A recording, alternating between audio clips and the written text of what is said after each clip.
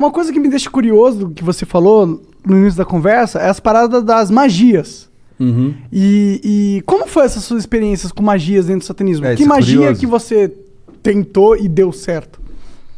Tem... Eu não posso ensinar magia Não, não aqui, mas ensina. Não, eu vou não precisa ensinar. é. Fala como... Até porque essa porra deve ser super complexa. Não ia fazer sem querer uma hora na minha vida. Não, tem as mais simples, é que nem fazer mágica, tá?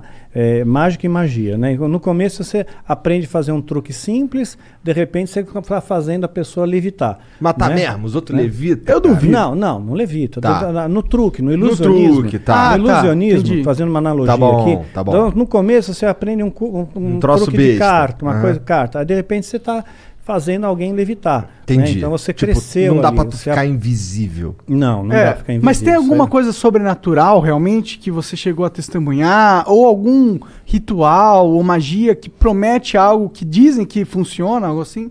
Sim.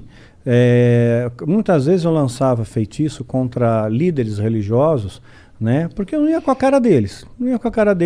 Eu considerava eles meus inimigos, né? Na minha cabeça, né? Eu já estava doutrinado ali. Então, acalhava da pessoa, de repente, eu lançava um feitiço, a pessoa ficava doente muito doente mesmo. Né? E a Bíblia diz que tem doenças que são causadas pelo diabo.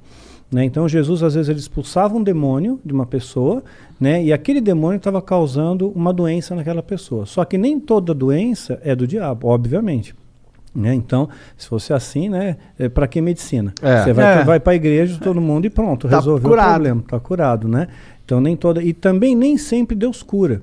Né? Então, às vezes a pessoa tem uma doença, ela acha que é do diabo, pôs na cabeça dela que é do diabo e que ela tem que fazer, sei lá, uma libertação, uma quebra de vinho, quebra de maldição hereditária, aquela coisa toda.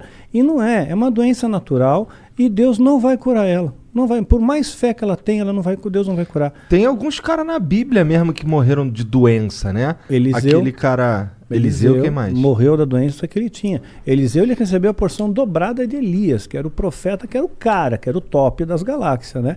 Que fez o sol parar. Né? Pois é. Então... Caralho, tá manjando, hein? Sua mãe contou muitas coisas.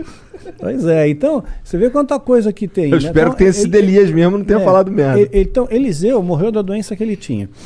O próprio Timóteo, Paulo escreve para Timóteo, olha, mistura um pouco de vinho na água aí, porque a água era muito alcalina, né, por causa do teu estômago e das tuas múltiplas enfermidades.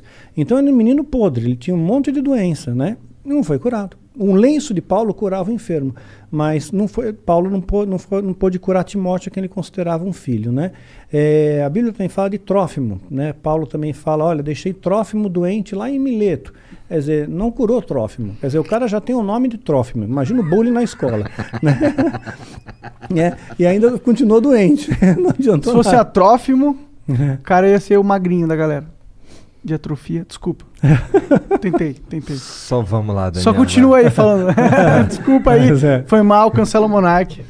Baixo assinado, tira o Monark. Doenças causava doença, às vezes causava um acidente, poderia ser uma coincidência. Mas não tem nenhuma, claro, é exatamente esse o ponto. Não Poderia tem nada ser aqui assim que, tipo, mas é que acontece realiza que magia acontecia- e você vê sobrenaturalidade instantânea na sua frente e olhos nus. Bom, olhos nus eu vi a presença de um demônio se materializando na minha frente, e eu estava sóbrio. Né? Duvido. Como é que é um demônio? Pois é, a ideia que nós temos de demônio, né, é chifre, escamas, né, Rabinho. rabo, Fogo né, saindo pelos orifícios. né, o diabo todo vermelhão, né, saindo da sauna, assim. Que erótico. Pois é, né? Yeah. Então, mas não, né, é um ser que parece, que aparecia para mim, o Abraxas, que apareceu para mim algumas vezes, ele tinha um formato semelhante, tá? Semelhante. Não consigo descrever isso aí em poucas palavras. Você tem filho, você deve ter assistido Como Treinar o Seu Dragão. Sabe o Banguela? Sei. Então, mais ou menos parecido com o dragãozão. Banguela. Parecido com o Banguela. Mas tinha um olhar assim, né? O olhar que pegava era um olhar muito profundo, era como se não tivesse olhos, era como se fosse um buraco. Né? Fosse um buraco que te hipnotizava aquilo ali, né? Porra, e você tu não sentia ficou com uma cagaço quando tu viu pela primeira vez, não? Não, eu fiquei orgulhoso porque ele atendeu meu pedido. né? Porque eu invoquei, Cara, fiz a tu invocação. chamou o cara, meu? Né? Eu fiz a invocação, né? E ele veio.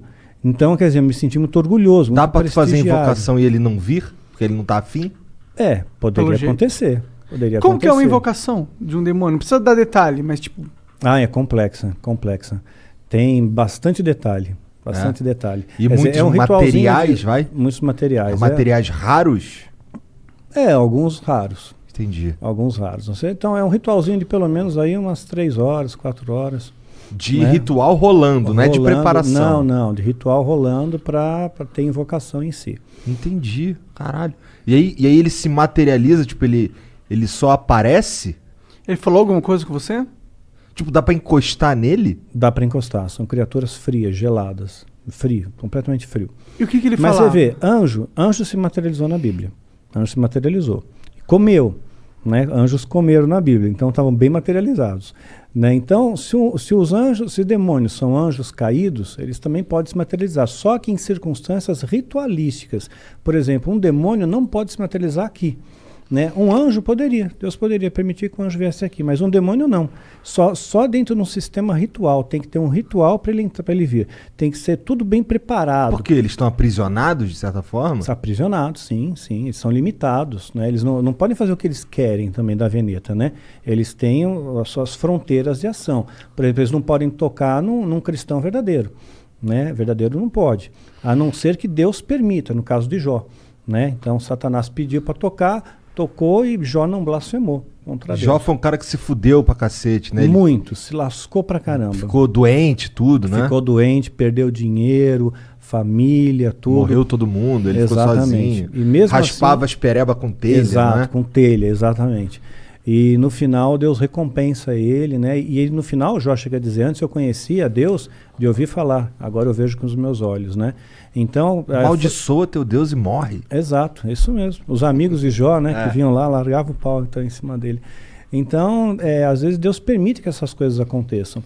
Então, teve gente que já falou para mim, falou, Daniel, perdeu teu filho, perdeu tua esposa, isso aí foi rechaçado pelo satanismo. Eu não vejo dessa maneira. Rechaçado em que sentido? O satanismo está me atacando com feitiço, com magia e causou esses efeitos, né? Mas eu não vejo assim. Não? Não, de forma alguma. Eu vejo assim como coisas que Deus permite, que as pessoas morrem no mundo. Né? Isso acontece, né? Então as pessoas têm depressão, né? Então aconteceu, eu vejo como uma fatalidade. E mesmo se fosse no caso como Jó, né? Vamos supor que o demônio tivesse pedido permissão para Deus, olha, deixa eu tocar lá no Daniel, né? Porque vamos ver se realmente ele segura a onda, vamos ver se ele é cristão de verdade, vamos ver se ele não vai se rebelar contra Deus, né? Depois se eu tirar dele o que ele tem de mais precioso, né? Que era o meu filho, né? Principalmente, né? Então tirou. Aí eu nunca me rebelei, nunca questionei a Deus, nunca briguei com Deus, né? Eu sempre costumo fazer a oração que Jesus nos ensinou como modelo do Pai Nosso, né? E dentro dessa oração está escrito, olha, Pai, seja feita a tua vontade, assim na terra como no céu. Né? E essa é a minha oração, seja feita a sua vontade, não é a minha, é a tua. Se a tua vontade é essa, que a minha esposa partisse naquele dia 30 de maio, pronto, é 30 de maio, é o dia que Deus escolheu. Né? Então eu descanso nele, ok? E tudo tem que ter um propósito, porque eu escapei da morte 2 vezes. Né? Então por 2 vezes escapei da morte. Então, olha, eu diria que 3, se contar da vez que reagiu a arma lá do cara. Se contar nessa 3, porque ali 2 vezes, né? Então, assim que eu vi a morte de perto, né? Você sente o cheiro da morte de perto, né? E então, quer dizer, se eu não fui, é porque tem algum propósito aqui ainda, tem alguma coisa ainda para fazer aqui. E quando terminar esse propósito, aí Deus me leva. Era alguma coisa ligada a esse assunto de satanismo e tal, que tu quase morreu, ou não tinha nada a ver? Não. Teve uma das ocasiões, por exemplo, foi no ano passado, né? Eu estava foi dia 30 de novembro do ano passado, ia entrar dezembro foi o mês que meu filho partiu, né, dia 22 de dezembro, então eu estava muito angustiado com aquele negócio, poxa, vai entrar dezembro, mais um Natal, mais um final de ano, aí eu tomei um monte de comprimido para dormir, eu só queria dormir, eu não quis matar, né, meu interesse não era morrer, só que eu acabei aspirando, e tive uma pneumonia aspirativa e entrei em coma profundo, né. Caralho! Pois fiquei 22 horas em coma profundo, entubado, acordei entubado no hospital. Caralho! Assim. Então ali você foi dormir na tua cama e acordou entubado? Acordei entubado. né? E é muito horrível, meu, você acordar com um tubo na boca. Deve ser, cara. Deve ser assustador em primeiro lugar. Indescritível, indescritível. Porque até o momento você achou que você tava só dormindo.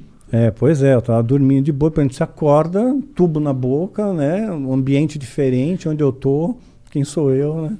Que doideira. Mas, tá, pra que tu chamou o Abraxas, cara? Então, eu queria testar o ritual de invocação. Porque se eu conseguisse que ele aparecesse, eu ganharia méritos dentro da Irmandade. Tinha alguém testemunhando ali? Não tinha. Não tinha, mas a minha palavra valia porque supostamente esse demônio validaria essa palavra, né, para o sumo sacerdote, né? Então eu fiquei muito orgulhoso com aquilo. Então a primeira coisa que eu perguntei para ele, né, eu toquei, para ver se era real, né, gelado, frio, né, e me olhava fixamente nos olhos, né, mas eu não conseguia olhar por muito tempo, né? Ele era da tua altura? Não, estava mais alto que eu, mas estava como se estivesse ajoelhado, sabe?